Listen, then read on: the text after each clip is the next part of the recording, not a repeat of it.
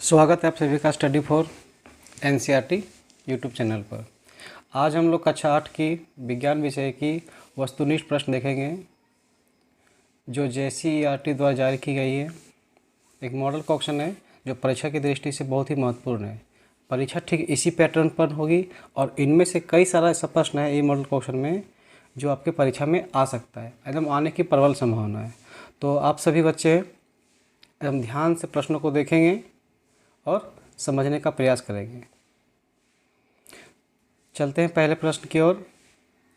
पहला प्रश्न है, कोशिकाओं का वह समूह जिसकी रचना, उद्गम तथा कार्य समान हो उसे क्या कहते हैं? तो हम जानते हैं कि एक जैसी कोशिका और एक समान कार्य करने वाली कोशिका मिलके एक समूह बनाती है और उस समूह का नाम उत्तक होता है। अतः सही उत्तर सी, उत्तक। अगला प्रश्न है, एक कोशिकीय जीव कौन सा है? एक कोशिकीय जीव उसे कहेंगे जो एक ही प्रकार की कोशिका से मिलकर बना होता है, जैसे अमीबा। तो सही उत्तर सी, अमीबा एक कोशिकीय जीव है। सजीव के शरीर की संरचनात्मक एवं क्रियात्मक इकाई क्या है? तो किसी भी सजीव का शरीर जो निर्माण होता है, उसका शरीर जो बनता है वो कोशिकाओं के द्वारा बनता है, इसलिए सही उत्तर ए, कोशिका। निम्न में से अधातु कौन है? सल्फर, कार्बन, ऑक्सीजन, इनमें सभी। तो ये डी, इनमें से सभी अधातु है।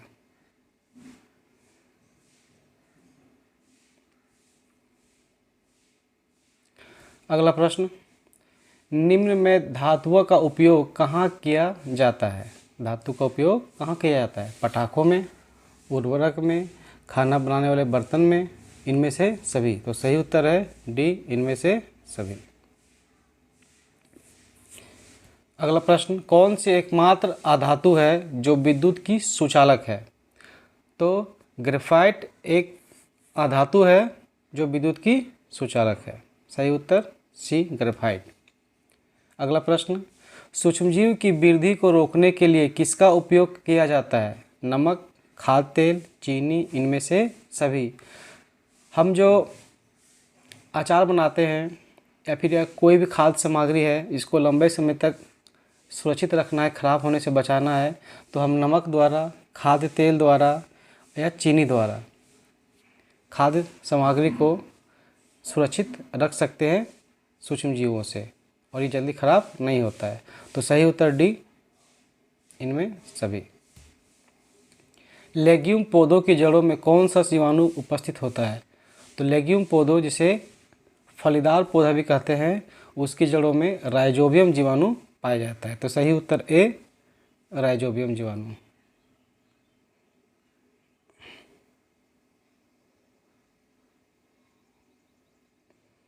अगला प्रश्न है,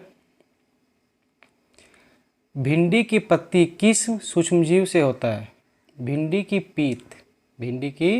पीत किस सूक्ष्मजीव से होता है? तो इसका सही उत्तर है डी, विषाणु। अगला प्रश्न, विद्युत द्वारा किसी पदार्थ पर किसी वांछित धातु को निक्षेपित करने की प्रक्रिया क्या कहलाती है? विद्युत धारा, विद्युत अपघटन, विद्युत लेपन, चालकता। तो इसे विद्युत लेपन कहते हैं। सही उत्तर सी, विद्युत लेपन। कौन सा घोल विद्युत का कुचालक होता है?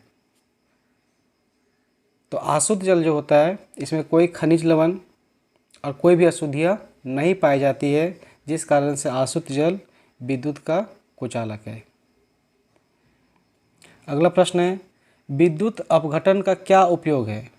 धातुओं के निष्कर्षण में, धातुओं के शुद्धिकरण, इलेक्ट्रोप्लेटिंग में, सभी। तो धातु के निष्कर्षण में भी, शुद्धिकरण में भी और इलेक्ट्रोप्लेटिंग यानी कि विद्युत लेपन में भी विद्युत अपघटन का उपयोग किया जाता है, इसलिए सही उत्तर डी। अगर आप सबको इन प्रश्नों का उत्तर पहले से पता हो तो कमेंट बॉक्स में एस लिख दीजिएगा, और आप कुछ नया सीख रहे हैं तो चैनल को लाइक और सब्सक्राइब कर दीजिए ताकि इस तरह के वीडियो आपको और मिलते रहें। चलिए अगले प्रश्न की तरफ चलते हैं। निम्न में कौन जीवों के जनन की अलैंगिक विधि है? तो अलैंगिक विधि मुकुलन। चलते हैं अगले प्रश्न की ओर। बाह्य निषेचन किस में होता है? मछली, स्टारफिश, मेढक, सभी। तो सही उत्तर है डी, सभी।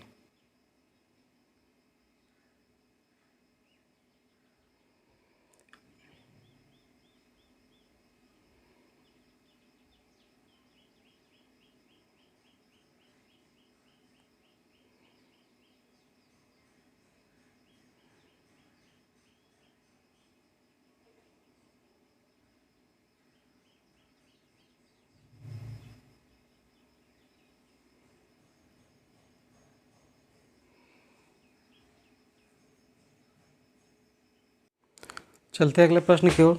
थोड़ी डिस्टर्बेंस के लिए माफ़ी चाहते हैं। प्रश्न 15, निषेचन के परिणाम स्वरूप क्या बनता है? तो जब निषेचन होता है तो सबसे प्रथम युग्मनज का निर्माण होता है। तो सही उत्तर बी, युग्मनज। अगला प्रश्न, दो सतहों पर संपर्क के कारण कौन सा बल लगता है? जब दो सतह आपस में संपर्क होता है तो इसके फलस्वरूप घर्षण बल लगता है। सही उत्तर सी, घर्षण बल।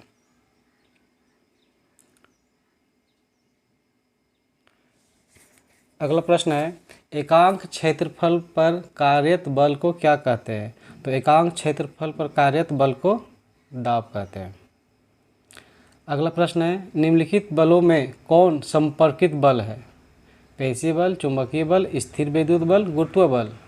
तो चुंबकीय बल बिना सटे लगता है, स्थिर वैद्युत बल ये भी बिना संपर्क के होता है, और गुरुत्व बल भी बिना संपर्क के। लेकिन पेशीय बल, जो बल हम अपने शरीर से अपने मांसपेशियों द्वारा किसी वस्तु पर लगाते हैं उसे ही पेशीय बल कहते हैं। इसमें संपर्क होना जरूरी है।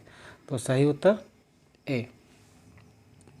अगला प्रश्न, सूर्य नाभिकीय अभिक्रियाओं द्वारा क्या उत्पन्न करता है? ऊष्मा, प्रकाश, दोनों। तो सही उत्तर सी, दोनों।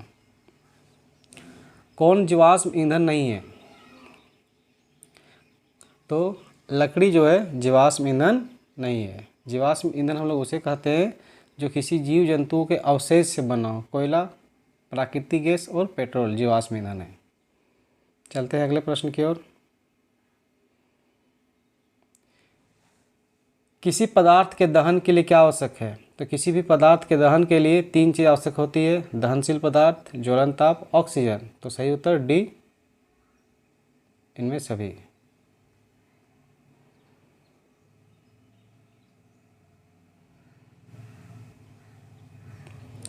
अगला प्रश्न, जीवन काल की वह अवधि जब शरीर में ऐसे परिवर्तन होते हैं जिनके परिणाम स्वरूप जनन परिपक्वता आती है, तो उसे कौन सी अवस्था कहते हैं? तो सही उत्तर सी, किशोरावस्था।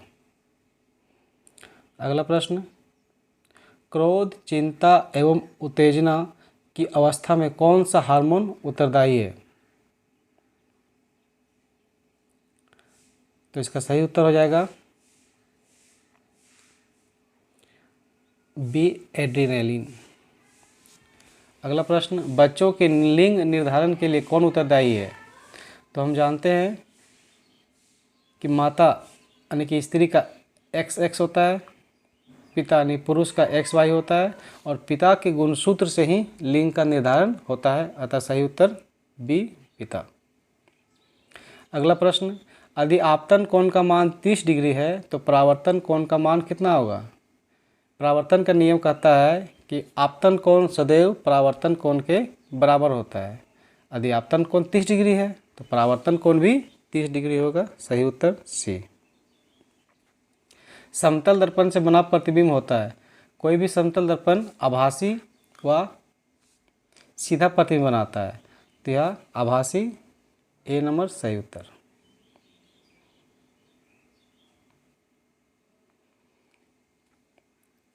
अगला प्रश्न है, वह यंत्र जो दृष्टि रेखा पर नहीं रहने वाले वस्तुओं को भी दिखा सकता है, इसे पेरिस्कोप कहते हैं। अगला प्रश्न, काटी गई फसल से बीजों या दानों को अलग करना क्या कहलाता है? तो फसल से बीज या दाना को अलग करना थ्रेसिंग कहलाता है। अगला प्रश्न, अनाज के भंडारण के लिए अनाज में नमी की मात्रा क्या होनी चाहिए?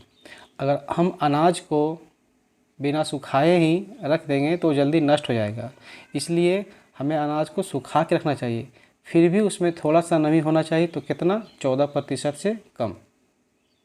सही उत्तर सी। अगला प्रश्न है, किस जीव को किसानों का मित्र कहा जाता है? तो केंचुआ जो है मिट्टी की उर्वरता को बढ़ाती है, इसीलिए इसका सही उत्तर हो जाएगा डी, केंचुआ।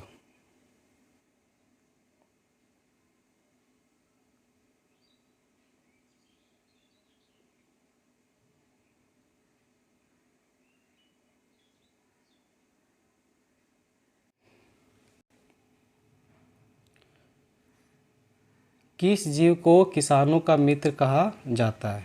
तो केंचुआ मिट्टी की उर्वरता शक्ति को बढ़ाती है, इसीलिए इसका सही उत्तर हो जाएगा डी, केंचुआ। अगला प्रश्न, सूर्य के सतह का तापमान कितना होता है? तो सूर्य के सतह का तापमान 6000 डिग्री सेल्सियस होता है। अगला प्रश्न, निम्न में से कौन प्राकृतिक उपग्रह है? तो प्राकृतिक उपग्रह चंद्रमा है, जो पृथ्वी के चारों ओर घूमती है। अगला प्रश्न है, किस ग्रह का द्रव्यमान सबसे अधिक होता है? तो हमारे सौरमंडल का सबसे बड़ा ग्रह बृहस्पति है, जिस कारण से इसी ग्रह का द्रव्यमान सबसे अधिक है। सही उत्तर सी, बृहस्पति।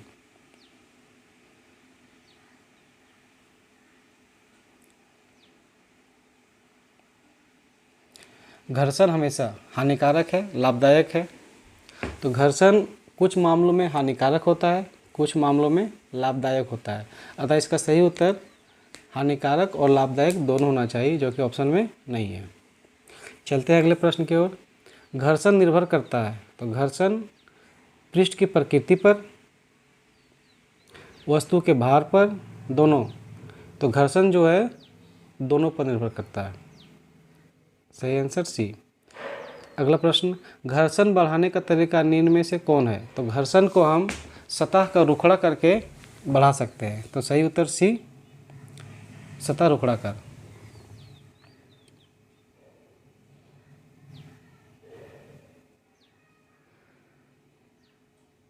अगला प्रश्न है, इनमें से कौन संश्लेषित रेशा है? नायलॉन, सूती, रेशमी या ऊन? तो वैसा रेशा जो केमिकल की सहायता से फैक्ट्री में बनाई जाती है, इसमें प्राकृतिक चीज़ का उपयोग नहीं होता है, उसे संश्लेषित रेशा कहते हैं। अतः सही आंसर नायलॉन। अगला प्रश्न, निम्न में कौन 4R में नहीं है? तो 4R होता है रिड्यूस, रीयूज, रिसाइकल और रिमूव। तो ये रिमूव 4R में शामिल नहीं है, इसलिए सही उत्तर डी, रिमूव।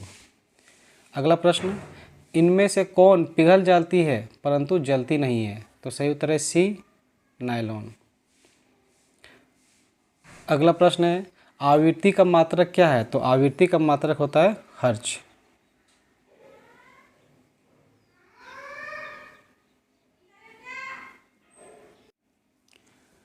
अगला प्रश्न, ध्वनि संचरित होती है। ध्वनि ठोस, द्रव और गैस तीनों में संचरित होती है।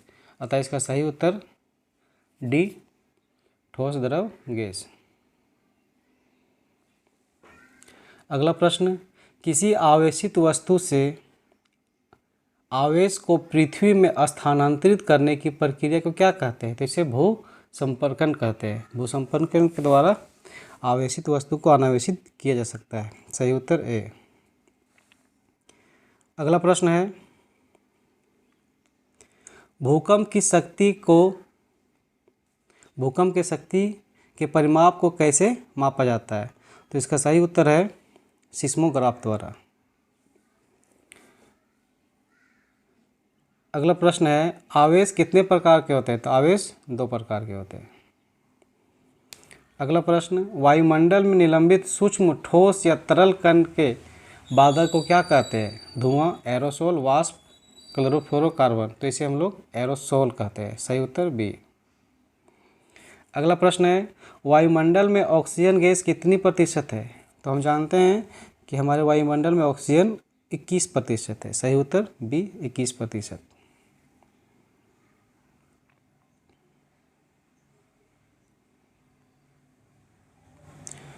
अगला प्रश्न है, वनोन्मूलन का अस्थायी हल क्या है? हम वन को उजड़ने से, वनों को समाप्त होने से कैसे रोक सकते हैं? मरुस्थलीकरण द्वारा, जंतु संरक्षण, पुनर्वन रोपण या पुनर्चक्रण? तो हम पुनर्वन रोपण यानी कि फिर से जंगल लगा के, पेड़ पौधा लगा के, जंगलों में, परती जमीन में जंगल बना के हम वनोन्मूलन को रोक सकते हैं। सही उत्तर सी, पुनर्वन रोपण। अगला प्रश्न है, काला सोना किसे कहा जाता है? काला सोना, अगर काला हीरा बोलता तो ये कोयला होता है आंसर, लेकिन काला सोना बोला है इसलिए इसका सही उत्तर हो जाएगा सी, पेट्रोलियम। अंतिम प्रश्न, कौन सा प्राकृतिक संसाधन नहीं है? तो वैसा संसाधन जो मानव द्वारा ना बनाया गया हो उसे हम लोग प्राकृतिक संसाधन ना बोल के कृत्रिम कहते हैं। तो प्राकृतिक संसाधन नहीं है, जल प्राकृतिक है, हवा प्राकृतिक है, सूरज का प्रकाश प्राकृतिक है, परंतु कपड़ा मानव द्वारा बनाया गया है, इसलिए इसका सही उत्तर डी, कपड़ा प्राकृतिक संसाधन नहीं है, या एक मानव निर्मित संसाधन है। 50 प्रश्न हम लोग पूरा कर लिए बच्चों। आप सभी इन प्रश्नों को बेहतर तरीके से समझ लें। इनमें से अधिकतर प्रश्न आपके परीक्षा में आने वाले हैं। उम्मीद है कि आपकी तैयारी अच्छी हो रहेगी। इसी तरह का और वीडियो देखने के लिए कृपया चैनल को लाइक एंड सब्सक्राइब करना ना भूलें। धन्यवाद।